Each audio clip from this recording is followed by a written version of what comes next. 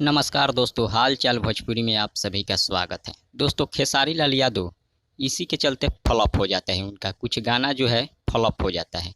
खेसारी लाल यादव जी को इस पर थोड़ा ध्यान देना चाहिए, क्योंकि एक गाना उनका बढ़िया से भी चल भी नहीं पाता है कि दूसरा का पोस्टर रिलीज कर दिया जाता है और उस गाने को भी रिलीज कर दिया जाता है। आपको बता दें, कल गाना आया था सारेगामा हम भोजपुरी से जय जय शिव शंकर। वह गाना काफ़ी ट्रेंडिंग में है, 3 नंबर पर अभी के डेट में।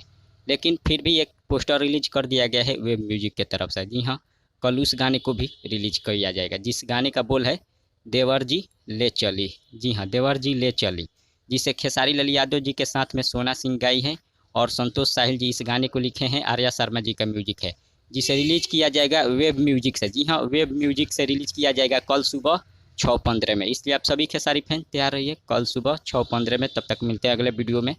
धन्यवाद।